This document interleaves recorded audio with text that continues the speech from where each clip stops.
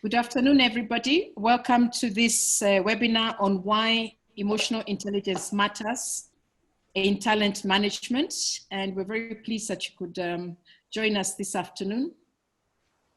We'll be letting in as many people as possible before we start. We have an excellent panel, and I believe we'll have a very exciting, interesting discussion, and that you'll participate through the chat and through sending us questions on the chat. I believe you've all been muted deliberately so that we have as little interference. When you're on webinars, audio is the most important thing. So bear with us that we'll be muting you, and we'll ask you to kindly type in your questions or comment, which we'll all be delighted to hear about. Stella, is the slide on? I can't see the slide.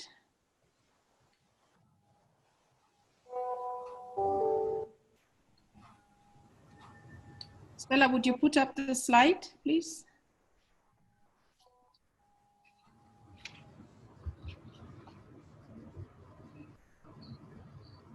I can see more and more people joining us. Thank you so much for joining us in this webinar, where we'll be talking about why emotional intelligence matters in talent management. We have on our panel today, Paul Russo, and we have Damaris Nilesh, we have Zuhura, Muro, and we also have Tole. All excellent professionals that will be discussing and having your comments, joining us and having an interesting and insightful discussion. Stella, would you please put on the slide, the title slide? Sorry, it's loading, just a minute, please.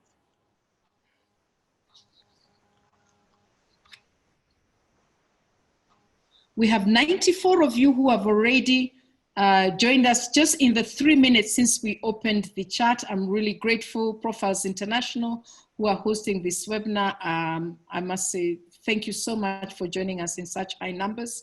We'll be starting shortly, but we want to make sure that we let as many people come in. We're now at 99 and we're only at 403. This is really great interest in this subject matter. And thank you for joining us.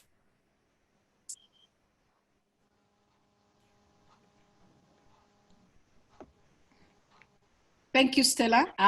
As you can see, this is a webinar run by Profiles International East Africa, who are affiliated with Genos International. Genos International are the emotional intelligence experts.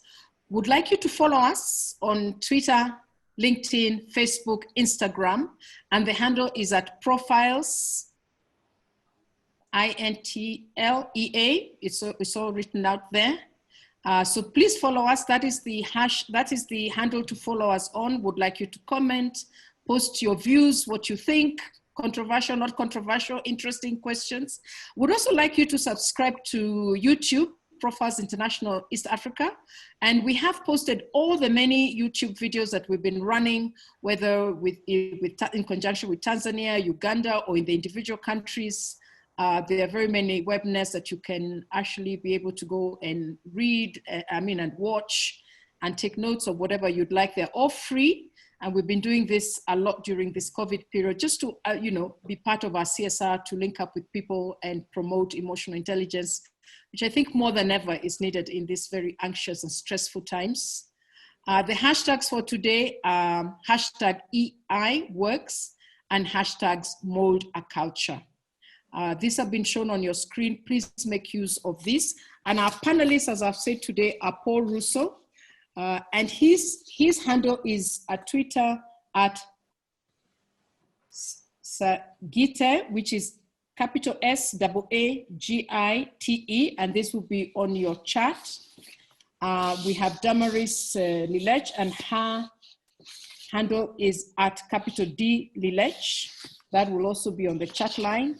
We also have Tole, and her hashtag is at Tole. And we have the incredible and wise Zuhura Muro, and her handle at Twitter is at Muro Zuhura.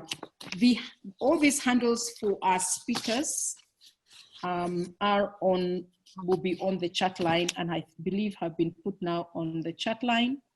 Yes, they're all there, and please feel free to tag our speakers of today.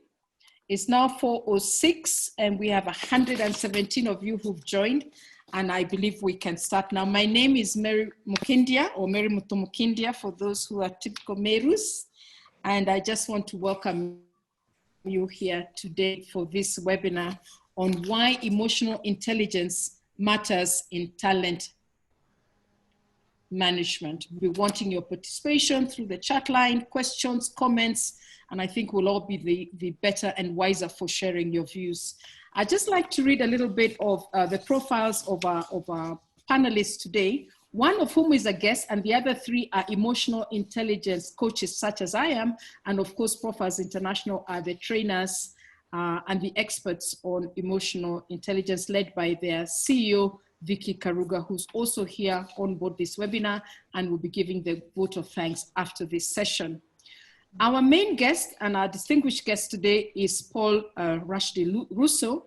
He's currently the Managing Director of National Bank of Kenya, a subsidiary of KCB Group, and we're really very pleased to have him with us. Paul is actually the immediate former Group Regional Director at KCB, where he actually looked after 5 countries of the KCB Group: Tanzania, Uganda, Rwanda, South Sudan, Burundi, as well as the representative offices of Ethiopia, China, KCB Capital, and KCB Insurance. And you can imagine 9 groups reporting to Paul as the Group Regional Business Director, which is a tall order in itself. Paul is originally from HR background. He was the Group Resource Director at KCB Group, something that he took over in April 2014. And then after some time, he went to be receiver manager at Chase Bank, which was acquired by KCB, and then was appointed to run the National Bank when it was acquired by KCB. He's a board member in 4 companies, which is the National Bank of Kenya, KCB Uganda, KCB Insurance, and KCB Capital. And I'd just like you to know that Paul actually looks after assets of 115 billion at some time in 2019 valuation, which is about approximately, moves every day, 16% of the KCB asset group. Paul is a Bachelor of Arts Business Management degree holder from Muro University. He holds a higher diploma in Human Resource Management, and he's also got an MBA. He's an MBA holder from the Strathmore Business Group.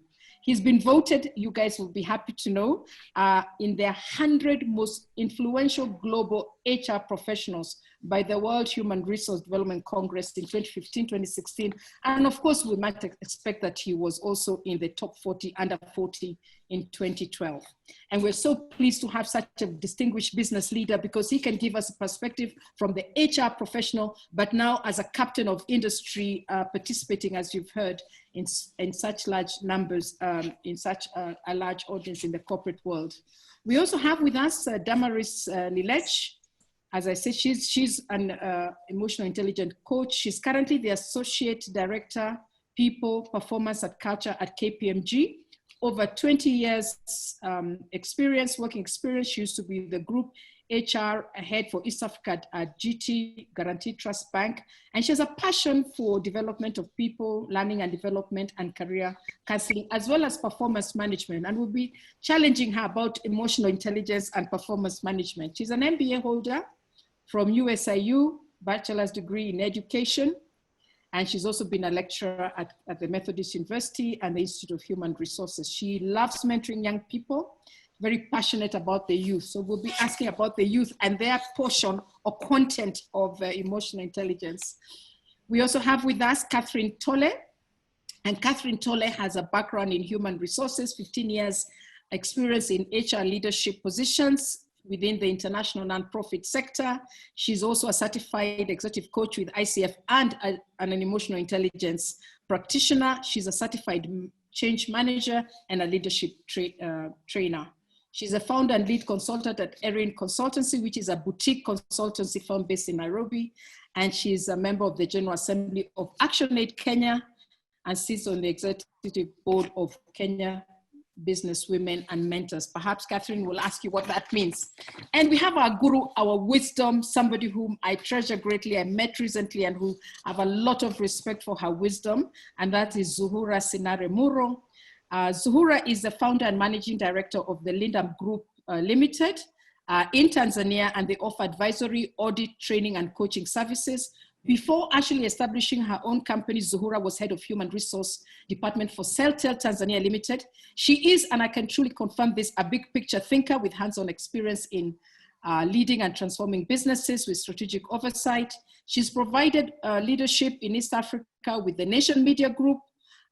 She has been working with the KCB, she's worked with Resolution, and in all these boards, I must tell you, she's been a director. And Paul will tell you, sometimes he calls her Madame Director, and I think I'll start calling her Madame Director as well. She's very highly thought of in Tanzania and been a director in very many companies. She's a founding trustee of the Trust of Africa Leadership Initiative East Africa, and she's a fellow, for those of you who like name dropping, and she's really truly a fellow of the ASPAN Global Leadership Networks. She holds a degree in business of Bachelor of Arts and Social Services from University of Dar es Salaam, postgraduate diplomas and certificates in general management, entrepreneurship, and corporate governance. She is a certified emotional intelligence trainer and coach, and also an accredited facilitator of the 5 behaviors of a cohesive team. So I'm very pleased to be welcoming such a distinguished fellow. Karibuni sana, perhaps you can say hello and wave to our I think now there are about 142 participants. So karibuni sana. My name is Mary Mukindia. For those who've just joined us, I'm the moderator of this panel discussion, and we'll move on to the next slide. I just type like this, and there'll be a slide that will be talking about what is emotional intelligence. Thank you so much, Kanini. Emotional intelligence involves a set of skills that help us perceive, understand, express, and reason with, manage emotions, both within ourselves and outside others. And we can apply these skills to be more conscious of our own feelings and others' feelings. And therefore, once we are conscious of our emotions, then we can be able to adjust our thinking and be able to manage our behavior, because it does impact on others, and it then impacts on how we perform. And under the GNO's tool, there's about 5 core emotional intelligence that we talk about. When you're exhibiting this core emotional intelligence competencies, then you're in a productive state. If you are not able to express this in a positive manner, then you're in a productive state. And in the first one, we talk about self-awareness. Are you aware of how you feel and the impact of your feelings on others and the impact of your feelings on your behavior, on decisions and performance? If you are, then you're very present. If you're not, you truly are disconnected. The other competency is, are you aware of others? And being aware of others is, do you perceive, do you understand, do you acknowledge the way others feel? If you have this skill, then you're very empathetic to other people. If you don't have it and you're not able to express it, then you end up being insensitive to others. The other core emotional competency is about authenticity. And authenticity is being able to openly and effectively express yourself, honor commitments, and encourage this behavior in others. And if you do that, then you're genuine. People will feel your genuineness. If you're not able to express it, then you really do come across, and I know many of us know people who, when they're not genuine, they come out as untrustworthy. The other core emotional intelligence competency is emotional reasoning. And this is the skill of being able to use information in feelings from both yourself and others when you're making decisions. It involves considering your own and others' feelings when you make these decisions, and you combine them with information that is factual, information that's technical, and then you communicate. When you have this, then that emotional intelligence allows you to be expansive.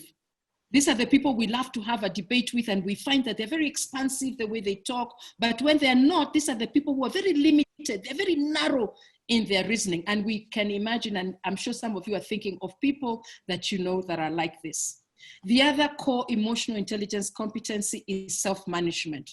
Self-management is being able to manage your mood, your emotion within the time, place, and behavior, and be continuously improving yourselves. When you have this skill, then you're very resilient.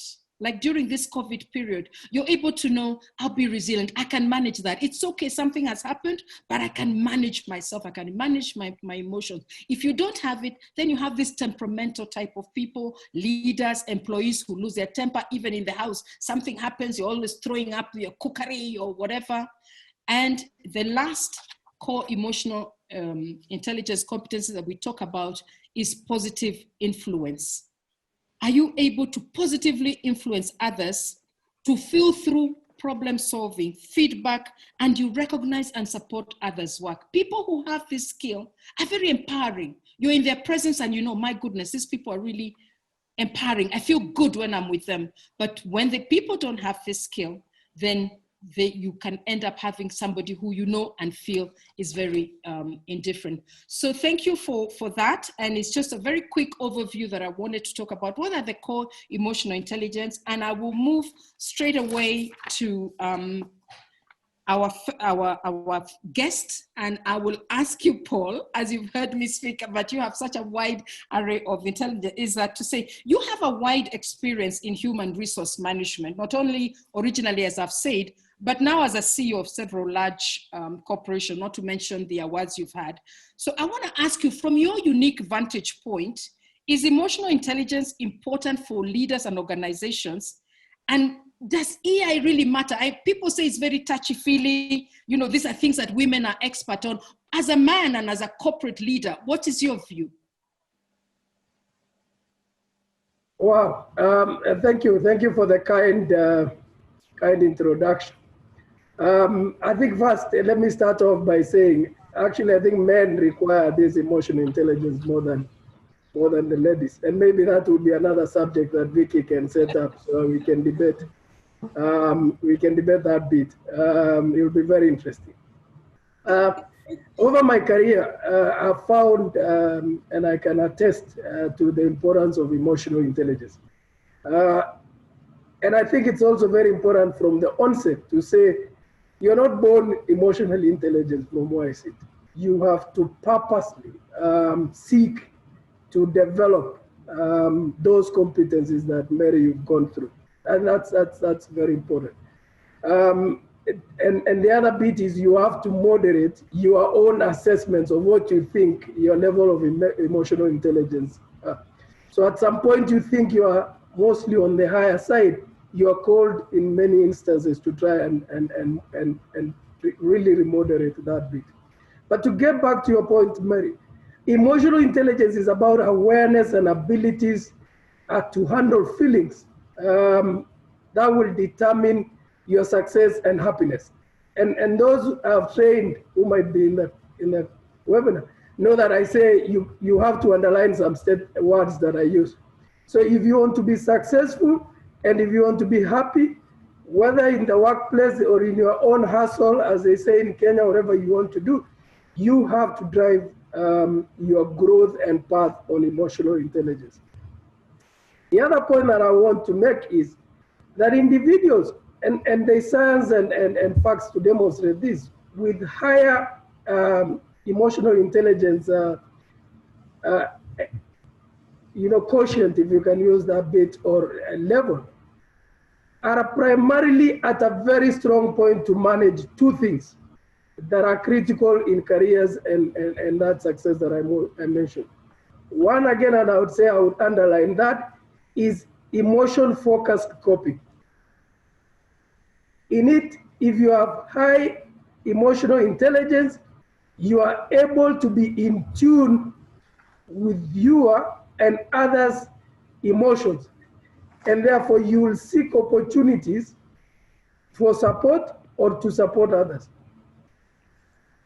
So that's emotion focused. Every single time you are asking yourself, the feelings that I have, how is that affecting how I'm performing or what I'm about to do, or how the other person is feeling or is going to perform. The second one is what I call problem focused coping. Getting to the root cause of the problem and resolving that requires high emotional intelligence level. And at the end of the day, and that doesn't matter whether it's you as an individual that is resolving the problem or you're using others to resolve that problem. You in one way facilitate your own problem resolution, but when you get to leadership level, you help others and you facilitate others to resolve their problems. And therefore, the coping mechanisms are actually the mediating mechanisms between emotional intelligence, work-related outcomes, and happiness. And I'm glad this is being recorded, because at the end of the day, some of these things would have to be, if you ask to do it the second time, then you need different choice of words. So I have come to learn that the coping mechanisms, whichever mechanisms that you use as an individual to cope with those emotions, actually relate directly to EI and relate to how you resolve your work performance, and truly and most important is happiness. And I think very important on happiness, because in talent management, if you're not happy in what you are doing, you're gonna have to do two things. One, re-examine why and seek support to resolve that. And for those again who know me, sometimes you just have to make a call and quit. So the story I always give is you end up spending too much on medical bills, you end up doing too much problem at home, simply because that emotional intelligence in how you deal with issues and problems at work is not developed and is not helping you in the workplace. And so, Mary, if you think through, for leaders and for individuals, emotional intelligence helps you in terms of, the first thing is, how do you conduct yourself? Because how you conduct yourself determines how you influence your performance and how you influence other people's performance. So again, if I was going to take notes, then I would underline conduct, because it is you and the influence you have on the others. The other bit is, and it becomes very important within the organizational world, is how you express yourself. Because if you are short on emotional intelligence, I know there are people who say, oh, you know, me, I have a short fuse. And Mary, with your kind permission, because you mentioned that you are Mutomukindia, the Merus will say they have a short fuse. That short fuse, you can't bring it to the workplace. You have to invest in emotional intelligence to manage that. And from a personal experience, and maybe many people in the call will know, and my hashtag is actually bandit style. When you come from the north of Kenya, you have a very short fuse. So you have to invest to try and be calm and be able to manage in this environment. So you can actually easily lose what you thought and a point that is 100% simply because of the way you express it. The other point, as I come to the end of this opening statement, is the way we interact with others determines how far you can go in life. I think it is a very, very live point that they say, if you want to go very fast, you can walk alone. But if you want to go far, you got to have other people with you. So I said that the way we interact with other people, the way we relate with other people, that is exactly what is going to determine your altitude. And therefore, if you see there is a stronger argument against, for emotional intelligence and EI, IQ. So IQ, in essence, just gets you into the door. Emotional intelligence determines how many floors you go in that building. And finally, Mary, again, it is not a one-off. You have to invest, you have to practice, you have to fail, you have to take feedback, you have to go back to mentorship, you have to reflect. And therefore, there is no one step into emotional intelligence, and there is no one end into emotional intelligence. And I know, I'm not certified, but I found in the reality of the workplace, whether you're an HR professional or a business leader, every single day is an investment on emotional intelligence. Thank you, Mary. Wow, wow. I think that's a wonderful opening. And honestly, I agree with you in the sense that you don't even have to have certification or qualification. I think Zuhura says, Halisi, which is I hope is a literally translation of emotional intelligence. We have it with us, we know it, but how do we intentionally focus on that behavior every day and understand that emotional reasoning and emotional is what drives us? I really love that opening. So I'll move to you, Catherine, and say, we've heard from Paul very strongly, that this is a practice everybody needs, men especially, everybody, on why it's important to business and why it matters. So my question to you is that, what are the implications and relevance of emotional intelligence to the talent acquisition and management? Because perhaps maybe it starts there as you hire people, and are there any tools that can be applied when you're doing that hiring and that talent management, or is it still feely, touchy? Catherine. Thank you, Mary. I completely agree with Paul. Emotional intelligence is one of those things that's become one of the most important things in the workplace, that's able to separate how people then grow within the workplace. And the question around the talent management cycle, how does emotional intelligence apply to the emotional intelligence cycle? I think it is critical in every single aspect of the talent management cycle. And this is all the way from attracting to acquisition of staff, the onboarding, development, performance management, engagement and retention, succession planning, and even at separation. I mean, emotional intelligence plays a critical role in the entire cycle, in each and every of these processes. And when we think about it, when you think about attracting and recruiting staff and just being able to attract the right people, a lot of times your ability to attract some of the talent you want hinges on the kind of practices and the kind of culture you have within your organization. And I think all of you will attest to this. Every time you see an advert for a position and you think it looks attractive, a lot of us, the first thing you do is pick up the phone and call somebody to say, how's the culture like in that company? How's the leadership like in that company? Why? Because you want to know whether it's a culture you want to get into. So even your ability to attract the right kind of people actually depends on how emotionally intelligent your culture is. We know instances of where organizations have actually managed to, attract somebody, do interview processes, and get to a point where, as the person being interviewed reaches a certain level in that process, decides, from what I've observed, from the way I have been treated through this process, I don't want to continue with this process, because they are able to clearly see in the way that they've been handled that there is low emotional intelligence in that place. So it's critical in how you attract, how you acquire, how you onboard people. How are your staff being onboarded, or how are the people being onboarded? Just that interaction clearly shows people, I keep saying, as we are in recruitment and probation, a lot of times we think it is only the employee being assessed. They are assessing you back to think whether, are you the kind of person I want to be working with, or are you the kind of organization I want to be associated with? So your employer brand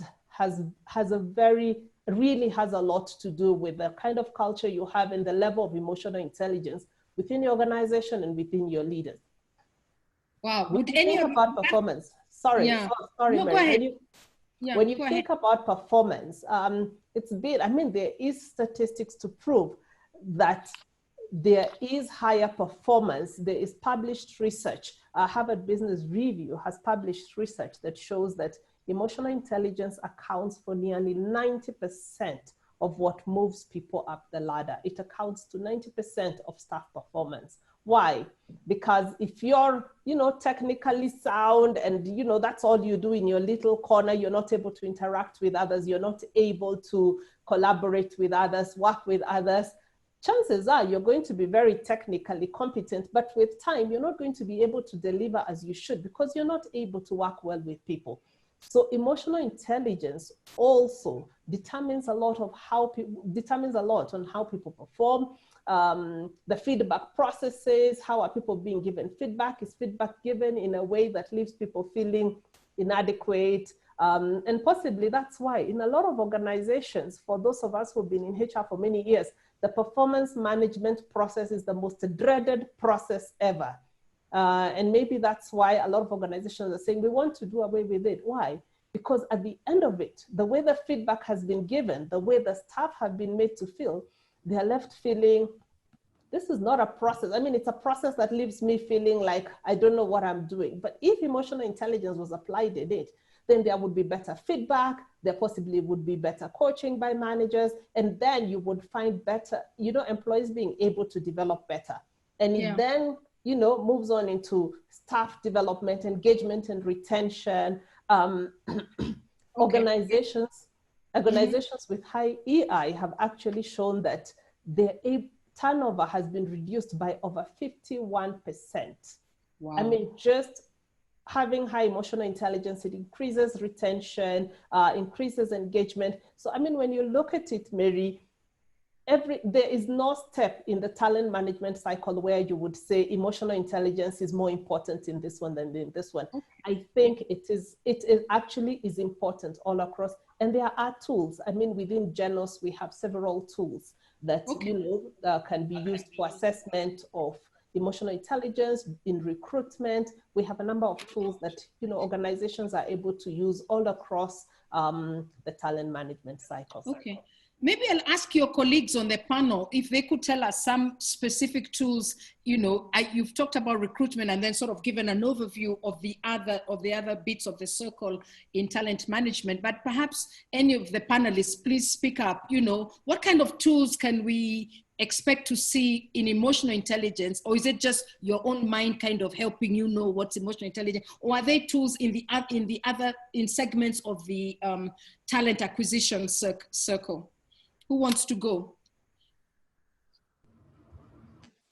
Thank you, Mary. I'm happy to take up that one. So within the Genos, we have assessment tools that will help you do some self-assessment. And if you just look at what Paul said and what Catherine referred to, and especially from a performance management perspective, for me, performance management is really not what we see it. We see it as setting goals, giving media reviews and end of year. But it's a whole process of setting goals that align to the organization's objectives.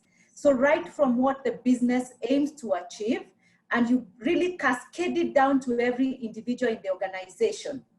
And many times people think about performance management as a process for HR. And for me, performance management is responsibility of every individual in the organization. And the minute organizations appreciate that, and we make use of those tools that will assess the state of emotional intelligence within the organization, then we'll find that things like leadership, because performance management is actually about leadership. It is actually about setting the vision and aligning everybody towards that vision. And of course, tying that with what Catherine then said, that the issues about feedback. And I like what Paul said earlier, that if you're working in an institution, in an organization, and you aren't happy, something is wrong. You've got to assess, why am I not happy? If it's something you can do something about, you do. If you can't, then you move on to the next place that you will be happy, because you can't be productive. Yeah. So, Zuhura. Sorry, go ahead. A number of tools that we can use to assess and even take a pulse check of where are we in terms of culture and where are we in emotional state of our teams. Some tools are actually instant. In a room, people can answer questions and you can see what the emotional state of the people in the room look like. And I think that's something I would encourage organizations to partner with us and be able to see what's the emotional state of organizations or your teams, your leadership teams, and all other teams. Thank you, Mary.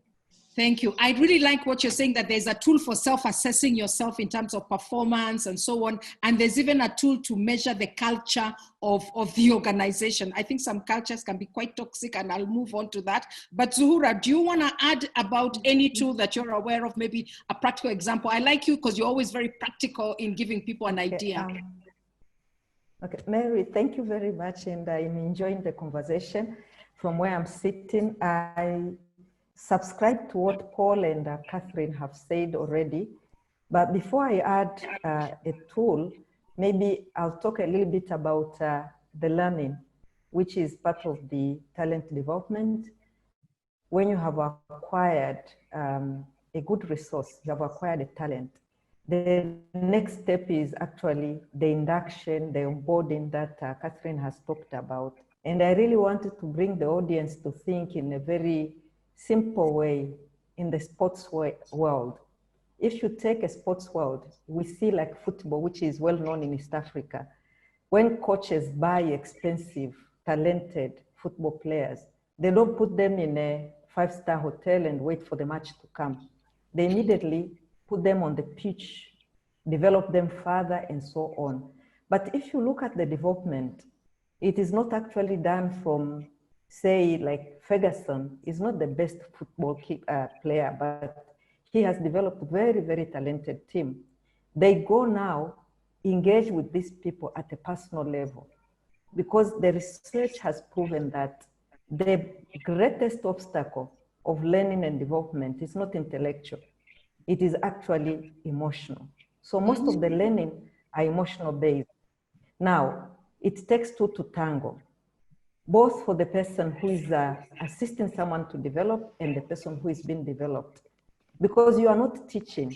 Look at small children, how they learn. It is the internal motivation that actually assists people to learn and to come up. Now, if you look at emotional intelligence under Genos, we have tools where leaders can actually assess and also have conversation with the people they are developing. And that conversation is not really teaching them. It is actually helping them to unlock already the pool of potential that they have within themselves.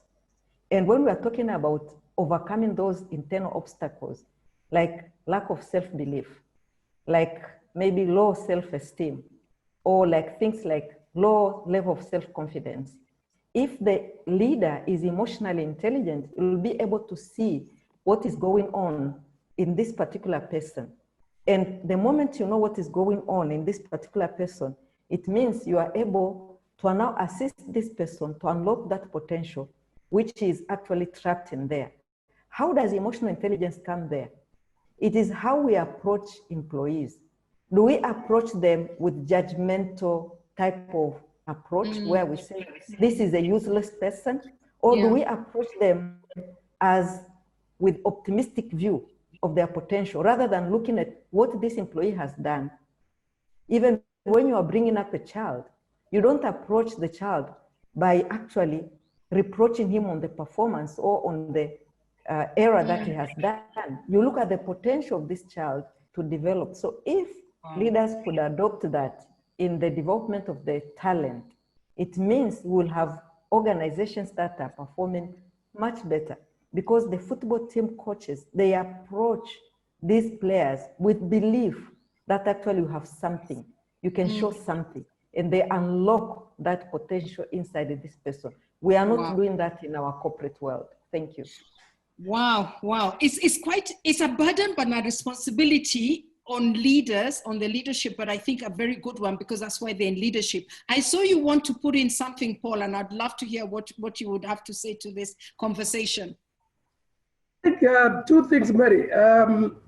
The first one is, because in the first instance, developing your own emotional intelligence level starts with a personal responsibility. What I wanted to mention is there are free online quasi-personality tests that somebody can take and be able to start that journey. The second bit is, which is what I typically prefer, is that there are professional organizations like Profiles East Africa that enable you to take those tests, but also take you through the feedback and the development process. Occasionally, I think, you know, we are all bandits in our careers, and we try and different methodologies, and we try and push, and more like there's a bit of patapotea for those of us who get in Kiswahili. Yeah. But going through a professional assessment, and in organizations investing in assessing their resources, providing feedback, linking that to what Director Zuhura said, link that back to the development and roles and investments in learning and development. Eventually, will definitely deliver results. And I've seen a question linking EI to business results, which I'm sure we'll cover later. Yeah. But also enables that organization contribute to have better people in the society. And I think that's one bit that we normally miss. Investing in a man like me to improve my emotional intelligence, or a lady, will help you in the role, but actually extending that contribution to my home and to the society. And it's something we can have a conversation about. No, absolutely, absolutely. I mean, you know, better productivity, better companies, better citizenry, and really having companies invest in this. So I'll go to you, Director Zuhura, as you've been called, and I love that title. We've all been had from you all about the importance of EI across this talent chain and its impacts and benefits, and on organizations and also on society, as Paul has said. Then why haven't organizations, and let me pick on East Africa or even in Kenya, why haven't organizations really, you know, invested in it? Why haven't they adapted emotional intelligence? Because research, as you're all saying, has shown that emotional intelligence is critical, and there's sufficient data to support this. You have served on the boards and continue to serve on the boards of many corporations. So what's the roadblock, Madam Director? Oh, thank you very much. Now I have a new title. It's very interesting, and actually I'm not going to limit it to organizations in East Africa, but what I have seen, because in my role I've been serving within East Africa and outside East Africa. And it is very interesting that there are a number of roadblocks, and those roadblocks, one of them is very critical. We are now almost in the second industrial revolution. And the second industrial revolution comes with evolution. And the evolution is like human beings are not changing in terms of shape, but we are changing internally. We have evolved. What actually in the first revolution, industrial revolution, our grandfathers or our grandfathers or our fathers were actually working for having a relationship with the organization for life. And that was the order of the day. But now what is happening? We are not recognizing the forces of the second industrial revolution. Second, there is lack of understanding that currently in the time and era we are having, employees are demanding a different type of leadership style, and we have not recognized that. So the organizations that are preparing leaders have not factored in that particular thing in the induction of the board of directors. You will find that even when you go to the Institute of Directors and you look at the board pack of inducting directors, you'll find that they concentrate on matrices which are more on issues of numbers, on issues of growth, on issues of so many others. And people are referred like head count and, you know, all those kind of wherever. But these people we are having now, they come to your organization as a whole pack. There are people who come with their heart, they come with their brain. Now, these directors, when they are inducted, they're thinking of numbers, they're thinking of growth, and if things are not working, they say, cut the numbers. Yeah. And I've seen in many boardrooms, invisible incinerators, where young talents are shredded completely. shredding machine everywhere, where young executive, very capable, they come to present to the board. They are there and they're shredded. I've been in boardrooms where you find it is a tug of war. You find directors charging like buffaloes in Serengeti or Mara to the executive management. Then I ask myself, why are people charging? What is supposed to be here? It is an engagement type of leadership where you engage the CEO, you engage the executive management because you are building one company. But because how we orient our board directors, we forget about this human aspect. Because what is your profit lever? It is not the equipment you have. It is not the IT system that you have. It is not the artificial intelligence that you have built in your business. It is the people, how you make them feel every day. Every single interaction you have, the tone at the top, how people should be treated, permeate the entire organization. So we have not adopted because we have not understood. We are in the time and era, the leadership style that was there, maybe in the 50 years ago or 20 years ago, it's not working. People are looking for something deeper in terms of relationship with their employers. People are looking for something deeper in terms of how they are finding fulfillment or contentment in their work. So this is actually the roadblocks that we have to have evolution in the top of the leadership in the corporate to be able to embrace emotional intelligence and make it work for us. Wow. Zuhura, this is why I love you. I mean, we should clone you because, you are really saying the real thing, and you're saying that actually the tone starts at the top, the permeation of it, and the way people are treated, not as, assets, but, not as just something in the books, instead of talking about numbers. And so true. So perhaps I will challenge Damaris. Damaris, you are currently the Associate Director, People, Performance and Culture, KPMG, one of the big four global company. You've also been Group HR of a major bank, again, a bank even quote on the London Stock Exchange, and so on. So I would ask you, we've all heard now from Zuhura about these roadblocks and what's happening at the top, and the reasons why East Africa, or even she's saying not just East Africa, Kenya and others are not adapting EI as they should. In your opinion, what should organizations and individuals, individuals to that matter, be doing to adapt these strategies? And where should people go for learning for themselves? And for you, what are the basic fundamentals, that you, me, my boss, my board, my staff can know and exercise this thing readily? Suppose people are saying we're ready now. What do you say to this? Thank you, Mary, and I really am enjoying the conversation this far.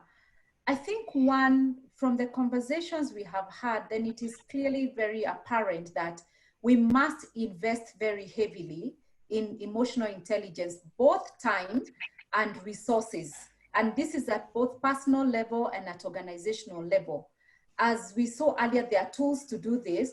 I've seen within organizations, you can come up with internal initiatives. Most of the organizations will have leaders who are very, very, very high on emotional intelligence. And it's good to come up with ways of leveraging on those leaders so that they can coach others. I do believe very much in coaching. And if we can identify those leaders and use them to coach others, so that then it is a culture.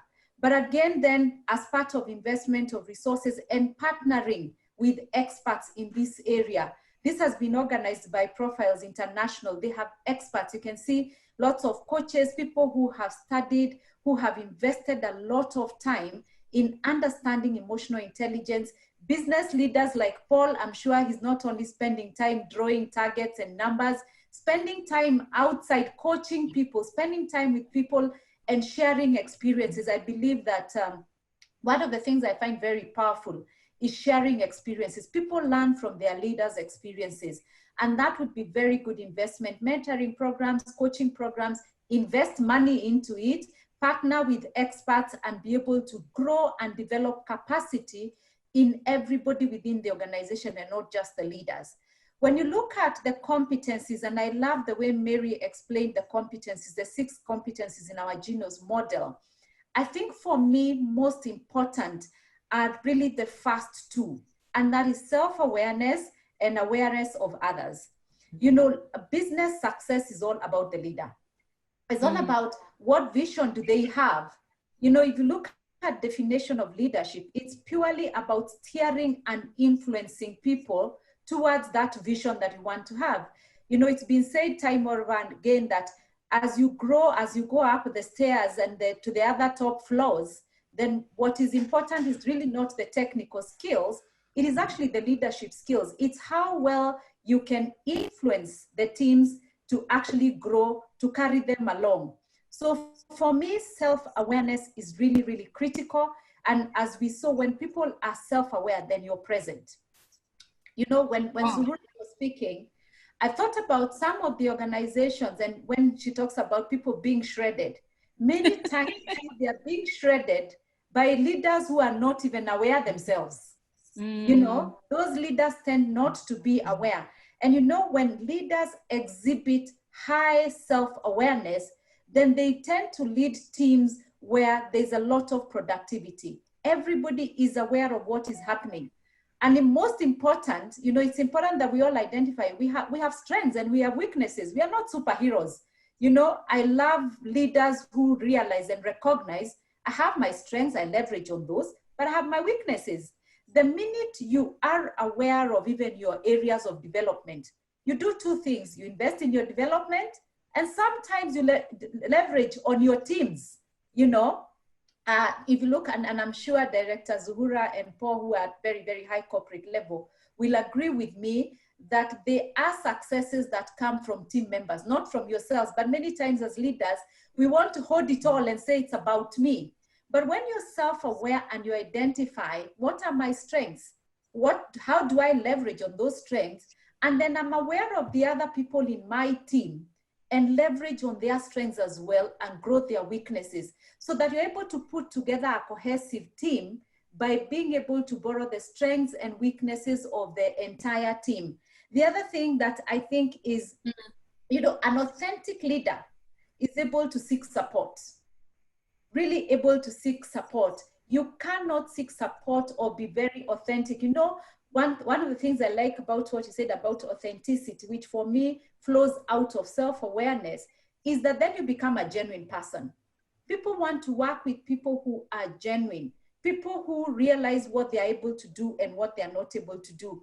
And I think, you know, when you think about cultures and building high performance cultures in institutions, leadership and communication are the two key pillars.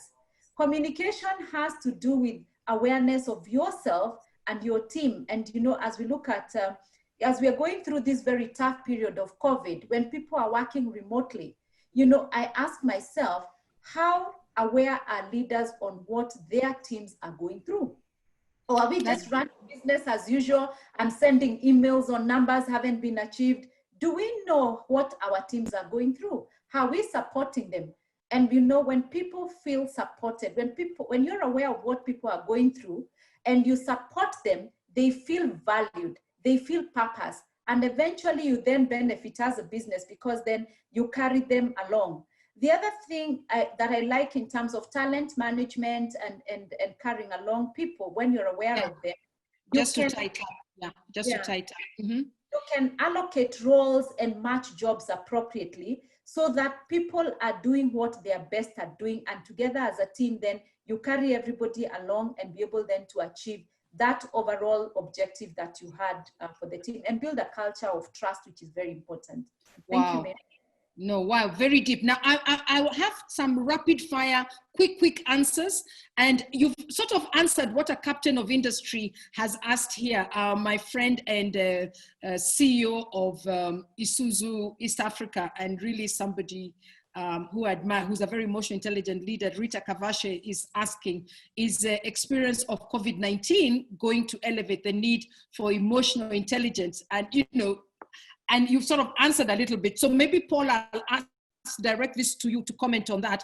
And also to ask you, is something as basic as self-awareness, which Damaris had articulated so well, you know, can be made simple to the average executive, the average worker, up to that board level that Zuhura is talking about? Thank you, Mary.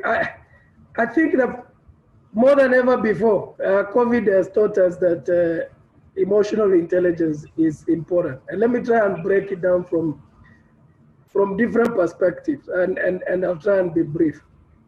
The first one is just ability to react to the situation. So how do you react to the situation?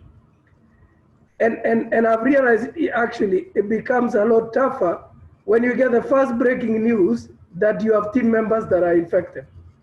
Wow. More like that day of AIDS and so forth. But AIDS was not a problem in terms of delivery. The way you rally your team and build the crisis management and execute that crisis management, give them the mandate to be able to deliver. You can only be able to deliver when you have high emotional intelligence. The other bit is you have people who are scattered everywhere. We have team A, team B, you have work from home, you have people on leave, but you have an end of year target. Whether you've revised it downwards or it still remains the same as it was when you got those targets in November to January, how are you going to use those teams as they are in those diverse locations to be able to deliver the mandate? I think the other bit is, and I'm just trying to break it down, for leaders it becomes a lot difficult. How do you manage the expectations of the board as well as the expectations of your people in between, for me like a CEO? Yeah. And it calls for you to even be just a simple secretary. You're sending WhatsApp messages in the morning and WhatsApp messages in the evening to manage that expectation, to allow you to have the space to do what you need to do in the workplace. And the other bit is within the whole setup, and I think we had mentioned earlier on, and panelists have mentioned earlier on, every single human being in your organization has certain reactions on COVID. So they're either affected, they're either scared, they have a relative who's lost a job, they have, they know somebody who has been affected, who is not even in the workplace, and they are looking up to the organization to demonstrate that they care and they are supportive in that journey. And that organization is not a building. That organization is the leadership of that organization. So true. Yeah. No, finish. Yeah, so true. So it's become, the thing about emotional intelligence, and I'm sorry for to say this, when we have experts and coaches, is I said there is no MBA class for you to be taught about how to use what you've learned in that particular situation. As I said earlier on, it comes with practice, it comes with being authentic about where you are on your emotional intelligence and applying that for the good of yourself, others, and the organization. I wanted to come in. This is very rich. I'm getting comments here, and I'll give you a time, Zuhura and Catherine, but I just want to talk, just give you some comments and reactions that people are saying. Zuhura, your things about the incinerators and the buffaloes in the Mara is really going down very, very well. People are saying fantastic conversation, excellent panelists, totally on point. Catherine, Tole, I want you to answer about the self-awareness a little bit. There's a question here about whether self-awareness is the star performer. But Catherine, I'll also want you to talk to you. How can you tell an organization, what are the common symptoms in an organization where the emotional intelligence is low? I'm seeing people talking about, this being very insightful, this being a great webinar. Others are saying, how about our bunge and senators right up to the presidency? I'm seeing people talking about Dennis Rochdale saying that is true. We're having very good reactions to the 198 people listening to us, watching us, and I'm so pleased they all signed on because you guys are excellent. So Catherine, perhaps we'll come to you and then we'll come to Zuhura. And Zuhura, I want you to be getting your rebuttal on this. People are talking about those buffaloes in the Masai and the incinerator, Masai Mara. Go ahead, Catherine. So, I mean, the symptoms where EI is low in an organization, there are certain things you're going to see. And I think somebody mentioned a toxic work environment. It actually becomes a very toxic work environment. You know, one of those places where when somebody wakes up in the morning, you're thinking, am I actually going to go to that office?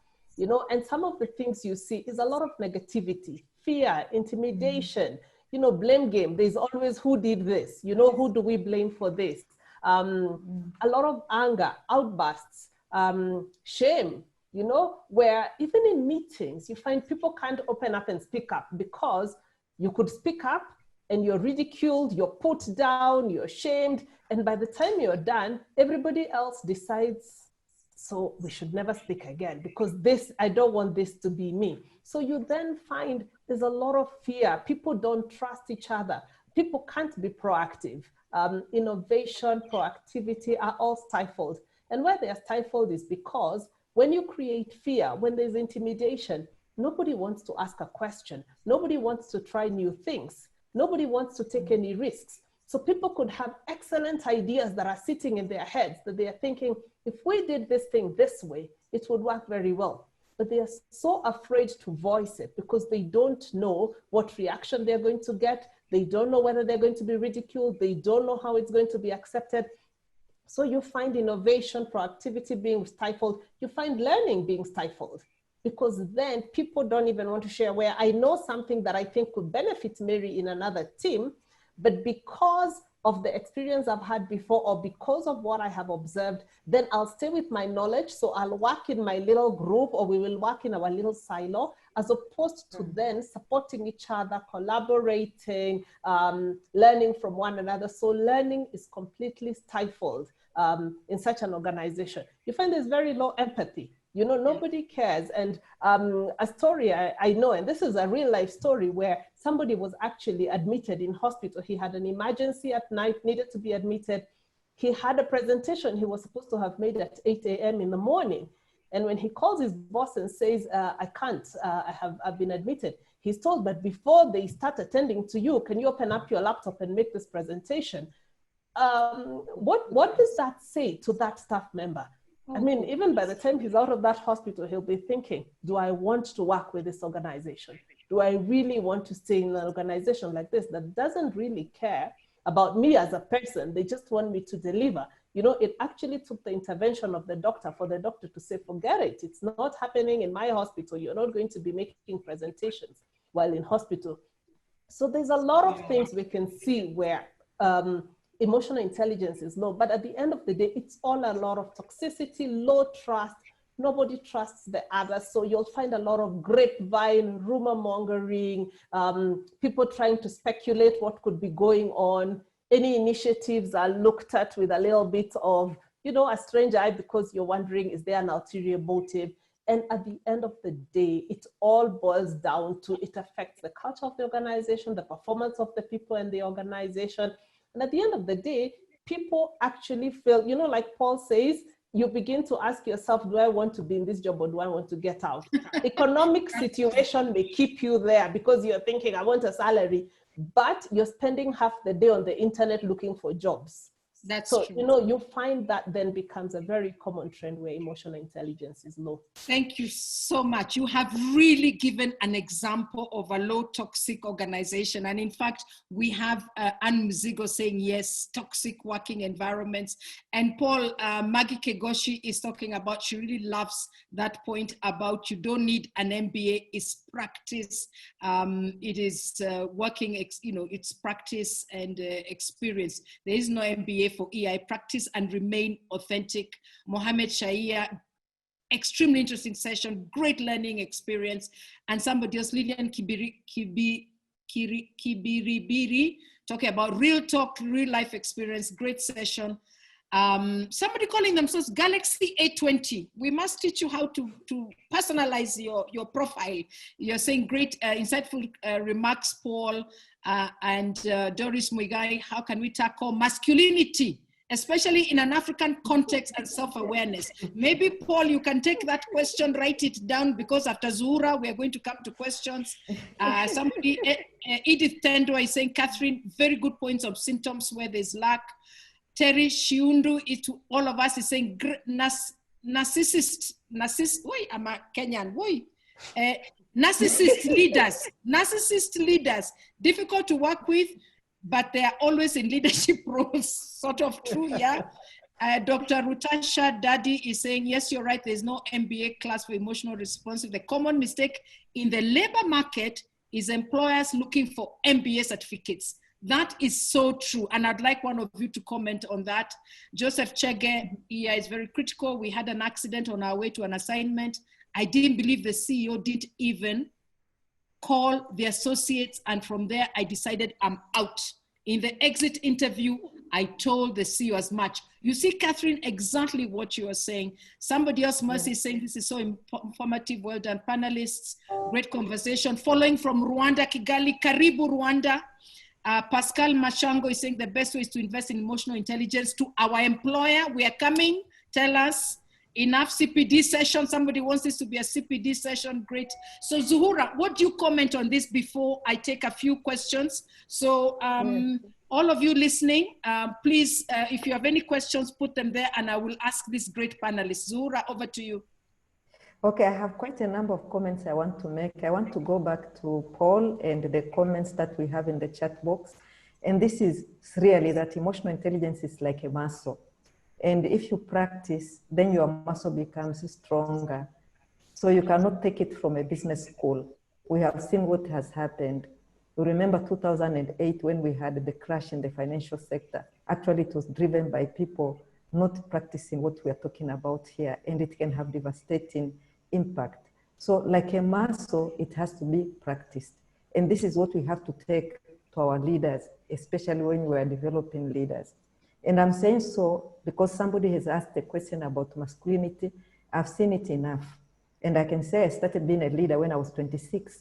And I must attest to all audience here that I have dignity scars on my back because I have met it. And working especially in East Africa and especially in Kenya, you find that coming out so much, even in the boardrooms, where masculinity is a big issue. And this is brought by big ego. And the ego is normally coming from people. When you look at the person who has very low emotional intelligence, also the ego is very big, ego bigger than Africa, coming to the boardroom. And these bigger egos, now they cause a lot of problem. And when you have such egos clashing, whether it is within the executive management or it is within the board or even team, then it is very difficult to have an on-road. Catherine talks about the lack of emotional intelligence and what can happen in an organization. I wanted to flip it, Mary, and say, what about those organizations which are high in terms of emotional intelligence? What is happening? Normally what you'll find, the level of positivity is very high, the level of productivity is very high, and this translates directly into the level of engagement of your staff. But also, when you have the three, of course, your bottom line. And this is the business case that we can attest. And we have very good examples, Paul and I, where we are sitting. We have seen it. We have seen a change of leadership and what it can do to a corporate. And you wonder, is this the same corporate that I was looking? You find all the performance hurdles going out of the window because you have just changed how people are looking. So when you look at emotional intelligence, it is a big subject which is able now to bring your leaders into becoming human beings. Because what people are looking for, they are not looking for robots. They are looking for a human touch. There is this mammo craving. Mammos crave for bonding. Mammos crave for collaboration. Mammo crave for empathy. Now, if leadership style is not actually embodying these qualities, I can tell you this is what is going to happen. I have a live example where I had a team and the executive chairman had an aha moment. And I remember this man, a European man, shedding tears and say, I have discovered what was wrong. Each time I was in the lift and the lift doors open, people will not join me to ride with me in the elevator. And I used to ask myself, is it a Tanzanian culture that people will not ride with the executive chairman? But he realized he was not approachable. he was not authentic as a leader. And people said, rather than being in his line, I rather leave the lift to go, I'll ride later, or pretend about not planning to go to the upper floor. So when you have leaders who are not practicing authenticity, then you have a problem. But what is ailing East Africa, and not only for the leaders, there are three things which actually are making emotional intelligence not permeate in our organization. One, it is narcissism. Yes. Yeah, narcissism, narcissistic tendency. Second, we have what we call victimhood. And then we have the third one, which is pessimism. That we approach each other with pessimistic approach, or we are too narcissistic that we are not coming down.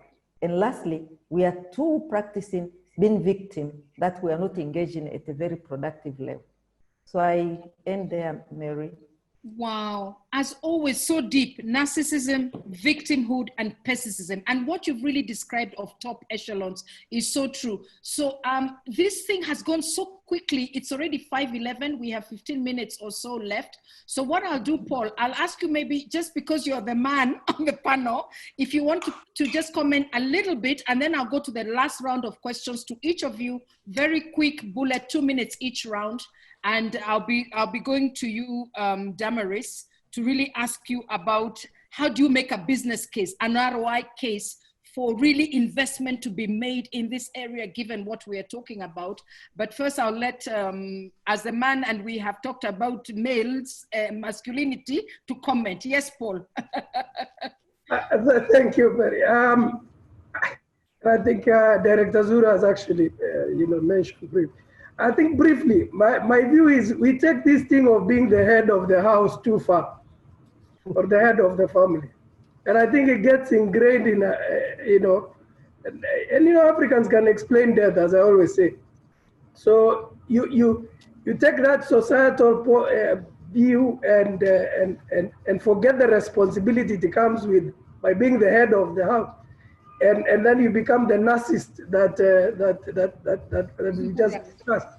I think one thing, and maybe this is just me, and it's another conversation that we probably profiles can pick up, is the boy child is brought through from what some of you would know, that you get through using thorax, right? And that you earn position power by virtue of that thorax and control of others. Now, what emotional intelligence tells you, which is contrary to that expectation of men, particularly in Africa, is you need to let go of control. Now, bankers will tell me, Paul, you're mad, right? Because control is in the heart of banking. So this is another long discussion. But you need to be, and emotional intelligence, you need to be okay to be not in charge, but aware and have a view of the results that you expect to have. Now that's not how we've been brought. And the only way we can build that muscle is by practice, is by seeking feedback, it is by making assessments, building on it. And that's just the reality, and people have to accept it. I'm not against African men, I'm one of them, but the reality is you just have to humble yourself and be authentic. Yeah, I can see Zuhura laughing because she's been the only lady in many boardrooms, and she's articulated so clearly. So I'll give you the last firing round, and perhaps you can do it even under 2 minutes, because I don't even think I have 2 minutes each.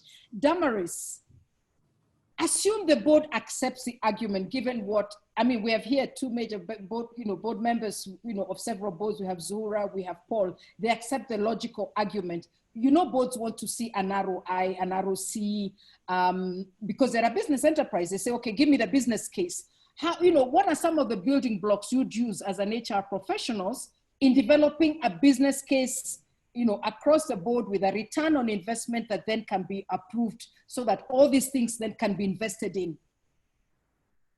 Thank you very much, Mary. And conscious of being on the panel with board members, Director Zuhura, Paul, and Mary herself. By the way, I've worked with Mary on the board. And one of the things, as Paul said, in the boardroom, it's about the bottom line, it's about the value. And I think it's really a good time to be working when what you sell is data, evidenced kind of businesses cases that you put up. So it's more about showing the value of EI, and I guess this is what we have been having a conversation, but sort of translating that to numbers that feed into the bottom line. And if you look at, you know, things like what Catherine brought up out in the beginning, recruitment, acquisition, recruitment is very, very expensive. So when you bring the wrong people on board by not getting, you know, checking out on their emotional intelligence levels, it costs the organization. And if you can translate that to a number and convince the board to easily get convinced. The turnover, organizations are getting a lot of heat on their bottom line because of turnover. It's actually been proven that for good talent, you need them on board for at least 5 years for strategy to actually turn around and give you value. So if you lose that talent, then you are losing out on your bottom line and on your business goals. So I would use that as well to make sure that I get approvals on my business case.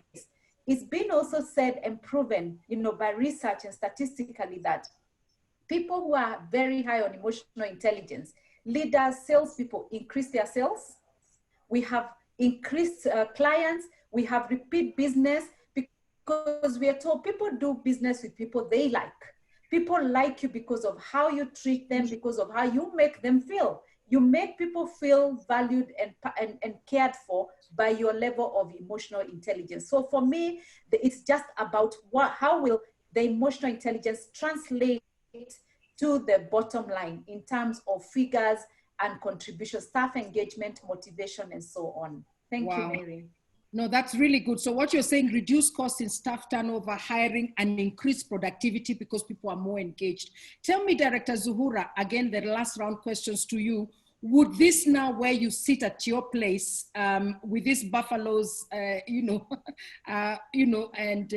bulls in the charging room, would you be convinced by such an argument? And how would you go about talking with your board to embrace this culture? Or do you think there's still resistance to change? I don't see that the resistance to change will continue for long because we are having a new cohort of employees, the millennials. As I said, we're in the second industrial revolution. They are looking for something deeper. They are looking for an engagement which is different from what your age and my age is the same. We were looking when we got employed. And these are the forces which are going to actually force change in the workplace. And when you look at these forces that will force this kind of change, you'll find also the issue of engagement, because you are going to have a new cohort of CEOs. They are not going to be like Paul. Paul comes from a background where what you call delayed gratification, you talk about patience and other things.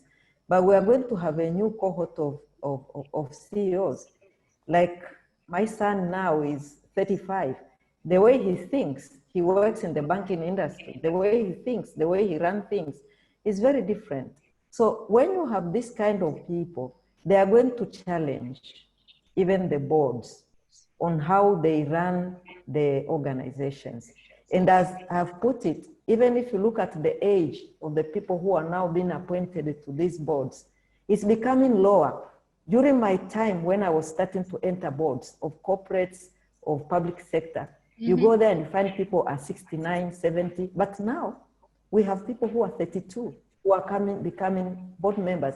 And these, we are going to see a dynamic shifting in these board rooms. We are going to see people thinking in a different way. We are going to see, if you look at East Africa, I think 67% of our population is under 30. And these are our biggest consumers. They are not going to think like a person who is 70. They are going to think in a different way unless we invite younger people in the boardrooms and know the culture of innovation, the culture of understanding what makes people tick. Then we are not going to see a lot of shift. Okay. And when we are talking about talent management, Okay. People are taking more responsibility of developing themselves. People are not waiting to be sent to Harvard nowadays. Our children are taking on learning that. How is the CEO making sure that people are learning? And if we go to the Darwin organizational learning and survival, you are no longer going to be holding a whip and telling people learn. Spur that curiosity. Enzyme is increased and people become curious, wanting to learn. So we are going to see a lot of shift. And the buffalo, the buffalo approach to executive management is going to be the thing of the past. It will become extinct. They will just respond to you. Yes, they'll respond to you and say, Mr. Director, I don't think that is the way to speak to me. I've seen people doing that. Thank you. Okay. This is really a great discussion. You must have another one, Profas International, Madam CEO Vicky Karuga. Again, going last round of questions, 2 more people remaining, Catherine and Paul. I'll go to you first, Catherine. And somebody's asking whether does EI have a threshold? This is Masika. And I'm seeing intouchable returns to the organization holistically. Excellent business case scenario, Damaris. Thank you. My takeaway is that without emotional intelligence, a lot of talent is lost in translation. That is so true. And that is from Betha Somi. Really a lot of engagement. I hope you panelists are looking at it. There's a lot of engagement. Few questions. I think people are just listening and absorbing. So for you, Catherine, looking into the future and now understanding, we've heard what Madam Zuhura is saying is the future people who are coming is no longer industrial age. Culture is important. So I would say is how does one go about building an emotional intelligence in a large, diverse community as younger people come in, board members, and then you have some older ones. Give us your 1 minute roundup on that. Thank you, Mary. And it's true what has been said in terms of even from reports published, the future of work, people are looking for more creative, positive, empowering workplaces. The workplace has completely shifted. And if they don't find that, they quickly jump ship. So how do we shift that? And one of the analogies I like to use is the iceberg, because the little tip we see at the top there is a very small part of the iceberg, while the rest of it is under the water. And that's the way culture is. And that's the way even with emotional intelligence it is. We will see the negative tendencies from low emotional intelligence, but there's a lot of things happening under the surface that are the ones that then create that negative emotion. So it's to be able to go deeper into what are those things under the surface? What are the assumptions people are making within the workplace that create that? What are the values that we are enacting? And not the values we have pinned up on our walls and that are on our websites and that we publicize in all our documents, but how we actually live out our day-to-day. What are those values? Because those values are what influence the culture we have. It's being able to then ask ourselves, what is propelling the behaviors that we are seeing, and going deeper into those beliefs, assumptions, and being able to just see what's under the surface. At Genos, we have a good tool called the Emotional Culture Index, which actually is able to measure what's the emotional culture of this organization. And it helps you be able to look at below the surface, what are those things? What are those assumptions people are making? Somebody comes into an organization, and I've had this many times. Somebody comes into an organization and is told, here you don't ask questions, because if you do, this will happen. And before long, you realize it becomes a culture that's perpetuated. But if you're not asking yourself, what is causing this? Then you continue to have behaviors that you don't want, or you continue to have, and it could also be just because of the kind of leadership that is being manifested. But until you dig deeper and be able to say, what is this below the surface that is bringing up these behaviors? Because what we see is a very little part of what is going on under the surface. And when you do that, you're able to find, maybe we need to redefine our values. Are we living out these values? When we say that one of our values is integrity, for example, or we say it's authenticity, I see that a lot with a lot of organizations, that one of our core values is authenticity. What does it mean for you? How is authenticity lived out in your organizations? It must be very well articulated. It must be very well communicated, because unless that happens, then it just becomes a word on the wall, which nobody lives by, because they don't even know what you mean by it. you know, and when they also don't see the leadership demonstrating those behaviors. And I think that's why at top leadership, emotional intelligence is absolutely key, because people do, it's what is seen up there that trickles down. So what are those behaviors that senior leadership is demonstrating? What are the values that we are enacting? Not the ones we are writing. What are the values we're actually enacting? Yeah. What are the behaviors that we are modeling? And what are some of the assumptions that we are then creating within the organizations? Because when you find things happening a certain way, you make meaning and you figure out, oh, this is why things happen this way. So it's being able to interrogate, why are we making meaning, such meaning out of these issues, and being able then to assess what's our gap, and then what are the interventions we need to be able to turn around the culture. Thank you, Catherine. Thank you so much. Paul, I will put you the man against the clock. We started with you and we're going to be ending with you. And really I have a question. I hope you'll note it, because I also want to read something here from Diana Muthumbi. Paul really is maybe to wrap it up for us, and Diana has done that in a sense in her question, but what I had wanted to ask you is that there's no question technology has changed the way people live, the way they work, the way they love, the way they worship, even the way we socialize, politicize. So I was wondering where or how you see emotional intelligence playing a role as technology rises, whether it's virtual, remote working, we're doing productivity and so on. But Diana has a very interesting question, and I think, or rather more of a comment, no question and comment. She says, 2020 has been an eye-opener in all spheres of life. In the talent space, how are you using EQ to ensure balance between employer who's struggling to keep the business afloat and employee who needs a job to stay afloat, especially during this difficult and economically strained period? So she's wondering, you know, there's these two balances. And then she's saying, how are you handling the difficult decisions in the boardroom and with employees, layoffs, pay cuts, demotivation, and fear of the future holds for staff? So in a sense, she's bringing us back to the boardroom, back to commercial world, back to the two organizations.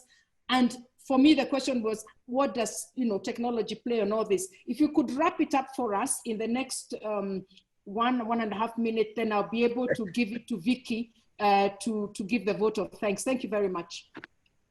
Mary, that's an entire webinar subject, to be honest. The first bit that I've learned is that board members are human beings like you and me. And management, truly, and I mean it, when they have a high emotional intelligence, they have a better ability to influence the board and the board decisions. Now, one of the things that management need to influence in those boardrooms is to get the boards to think long-term and not short-term. Now, granted, there are businesses for sure that will have to lay off, that will not exist. If there is anything called post-COVID, will not exist. But there will be businesses that will be new and will thrive post-COVID. And how you handle and manage that process, whether you're going to lay off, whether you're going to lengthen the time and assess what that is going to look like, and when you make that decision, 100% it's not technical.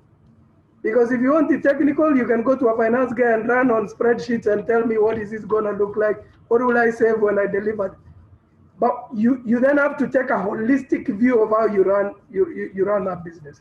But then when you come and make those decisions, but when you come to the technology, the main thing today is we were used to borrow from Zuhura and using big, those big words. We were used to umbwa, management by walking around. You could walk this building, I could go to 17th floor and see what my corporate guys do. I can see whether they are visiting customers. If I find all of them there, then I say they're not managing relationships. But the guys are not there. You've told the guys to work remotely. You've told fellows they need to stay safe. And effectively, the only way you're going to manage yourself in the first instance is to be emotionally intelligent. Because it can be frustrating. And at the end of the day, you then have to go to the next level and say, what technology do I need to deploy for my people to be productive? So it's one thing to think about. So you must also then invest. So that's just, it's a whole topic. And remember, the end of the day for COVID, there are only two things that are important for leaders. And this is, at least from where I sit. One, safety of your staff and their families. The second thing is the welfare, wellness of your customers. Just those two. Wow. In a way, profit is thrown out of the way. You then assess the sustainability of your business. That's a backroom discussion. If you just get those two in control and deploy the right technology to do that, you're home and dry. And thank you. Fantastic. And that's a fantastic place to really boil everything down to those two very emotionally intelligent kind of objectives. That is about your staff, survival of your staff and organization, and then your customer. Everything else will follow. And that is actually a very emotional, intelligent business decision, because it's about how do I sustain it to live. On that note, it's exactly 5:31. Thank you all, 166 of you so far. You've really stayed on. Thank you for the wonderful comments you're giving us. I will hand over to Vicky Karuga, the CEO of Profas International, to give a word of thank you. Please stay with us for 2-3 more minutes, and we will then be inviting you further, because we see all your wonderful comments, and we thank you all. Vicky? Mine is to say thank you very much to our esteemed panelists, to Paul Russo. We have listened to you and we have been very engaged. You're a very engaging speaker and very authentic in delivery. And then to Catherine as well, with her vast experience. Thank you so much for sharing with us all that you had to say. I think I've learned a thing or two, in fact, very many things. Zuhura, our enlightened chair, what's she called? Madam Chair Director. Madam Chair Director, thank you so much, as always, for making it so simple, bringing everything down to a very simple. Yesterday she said samaki huoza kutoka kichwa. Kichwani. Okay, yeah. I'm not Tanzanian, so. Samaki huoza kutoka kichwani. Yeah, kutokea kichwani. The Tanzanians in this call, please forgive me. And then Damaris Nilesh, as always, thank you very, very much. I think it was Damaris who first showed me what it meant to be a manager and also be in charge of what your people deliver. I think for me, my biggest takeaway actually came from Paul when he said, emotional intelligence tells you to learn to let go. It tells you do not need to control. I think it's so simply put, because when you start getting more emotionally intelligent, you start realizing your ego is a very big enemy of situations. So for me, that's my biggest takeaway today. And I don't know what yours is. There was a question by a guy named Eric Wainaina, I wish we had time, which was asking what was the moment that tested your emotional intelligence most? Maybe that's another question for another webinar, I think so. But overall, I do believe that this conversation has really brought powerful insights to everyone who has been on this call. I cannot thank you enough, and I wish you a very, very good evening, and welcome again to this series of webinars. We just seek to, our hashtag is mold a culture. So we just seek to see a different culture growing in the East African space, and we hope that we will achieve that a step at a time. Thank you very much, and God bless.